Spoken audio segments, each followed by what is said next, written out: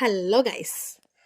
యాక్చువల్‌గా ఈరోజు నాకు ఆనియన్ కర్రీ, అది కూడా మా మమ్మీ చేసినట్టు తినాలనిపించింది. మేము చిన్నగా ఉన్నప్పుడు ఎక్కువ చేస్తుండే ఈ ఆనియన్ కర్రీ. ఇంకా నేనైతే ట్రై చేసిన, ఫుల్ క్రేవింగ్స్ అయిన ఉండే ఈ ఆనియన్ కర్రీ పైన. ఆనియన్స్ మాత్రం మస్తు ఘాటు ఉండే. ఇంకా అయిపోయింది ప్రిపరేషన్, అయితే కటింగ్ అన్నీ రెడీ చేసుకున్నా. ఇంకొక కడాయి తీసుకొని అందులో ఆయిల్ వేసుకొని, ఎక్కువనే వేసుకోవాలి ఆయిల్, మంచిగా ఉంటుంది. ఇంకా ఆనియన్స్ మంచిగా రెడ్గా అయిపోయిన తర్వాత జింజర్ గార్లిక్ పేస్ట్ అండ్ పసుపు మంచిగా వేసి క్యాప్ పెట్టేసేయాలి.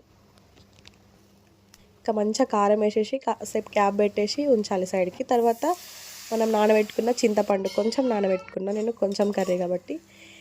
ఇంకా మంచిగా మరిగించి కొంచెం కొత్తిమీర వేసి 5 మినిట్స్ 10 మినిట్స్ అట్లా ఉడికిచ్చేసి మొత్తం పైకి వస్తుంది. ఇంకా ఆయిల్ మొత్తం పైకి వస్తుంది. ఇంకా అప్పుడు ఆఫ్ చేసేసేయాలి. ఇంకా వేడి వేడి అన్నంలో వేసుకొని తింటుంటుంది, మస్తు ఉంది అసలు. నేను చాలా ఇయర్స్ తర్వాత తిన్నా, ఎందుకంటే మా ఇంట్లో ఆనియన్ కర్రీ ఎవరు తినరు, నేను కూడా చేయలే. ఇంకా మా పాప స్పైసీ తినదు కాబట్టి ఇంకా వాళ్ళకి ఇప్పుడు సపరేట్ ఉంది, అందుకే నేను సపరేట్ కర్రీ చేసుకున్నా.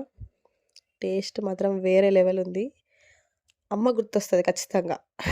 Please subscribe. Bye guys.